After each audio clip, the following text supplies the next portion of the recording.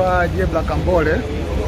Nazungumza kwa niaba ya mawakili wengine 30 ukiongeza na wakili senior counsel Mpale Mpoki, Alute Mugwai, Peter Kibatala, Jeremiah Mtobesia, Hekima Mwasipu na mawakili wengine. Kesi leo ilikuwa nakuja kesi kwa ajili ya kosa la uhaini. Na kesi ilikuwa nakuja kwa ajili ya kutajwa ili kujua level upelelezi umefikia wapi.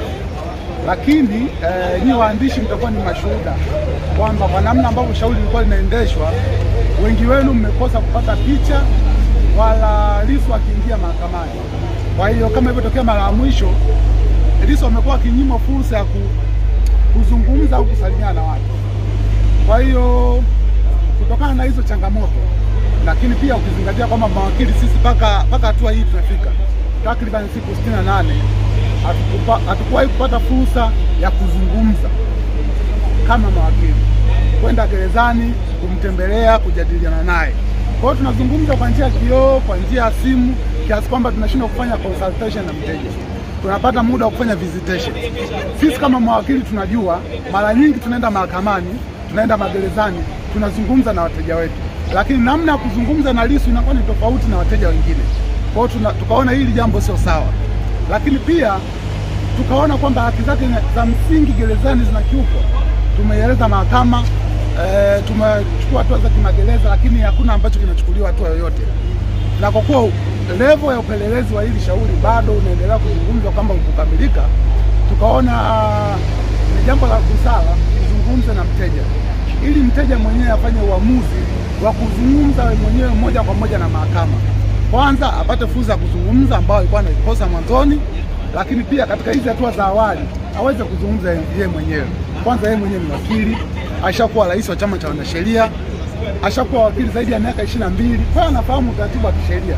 Na kwa kuwa hakuna haki yoyote ya msingi katika hatua hii inayofanyika, ni muhimu akazungumza yenyewe, akatoa uelewa wake binafsi moja kwa moja wa namna gani gerezani anaishi. Kwa wale waandishi ambao kuwepo, amezungumza mambo kadhaa. Kwanza amezungumza kwamba hajawahi kupata fursa ya kuzungumza na mawakili, kufanya consultation. Nyaraka tukimpelekea zinapita mikono miwili mitatu, anazisoma ndo zinamfikia. Mara nyingine akituandikia taarifa hazitufikii. Kwa hiyo tunakuwa tumeshindwa kupata consultation. Lakini akasema kwa kuwa anakosa hiyo fursa ya mawakili, anaona hamna haja ya uwakilishi. Lakini cha pili akazungumza haki zake za msingi ambazo anakiukwa, ikiwemo haki ya kufanya mazoezi, haki ya kuabudu, zote anakatazwa. Kwa hiyo kama Mkristo Mkatoliki anashindwa kusali kwa siku 68, inakuwa sio sawa. Lakini pia akaeleza kwamba anashindwa kupata fursa ya kufanya mazoezi.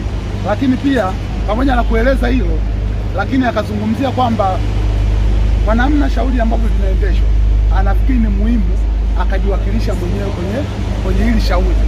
Na akaeleza kwamba kule gerezani tofauti na wafungwa wengine, yeye anaweka katika tunaita death row, unaweka kwenye wafungwa wale ambao wamehukumiwa kunyongwa, ndio unakaa nao. Lakini sheria inakataza mtu raia wa kawaida kukaa na wafungwa ambao wamehukumiwa kunyongwa.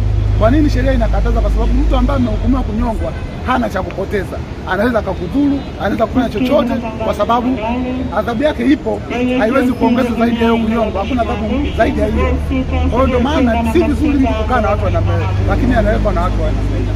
Lakini pia anaendelea akikutana na mawakili, muda wote analindwa na maaskari si chini ya 2, wakati wafungwa wengine hawalindwi.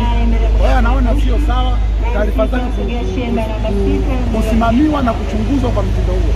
Ndio maana akasema ni muhimu ajiwakilishe yeye mwenyewe, azungumza mwenyewe, kwa sababu ni wakili, iko level ya awali kabisa, hana cha kupoteza, na sisi kama mawakili tumeridhia juu ya hilo.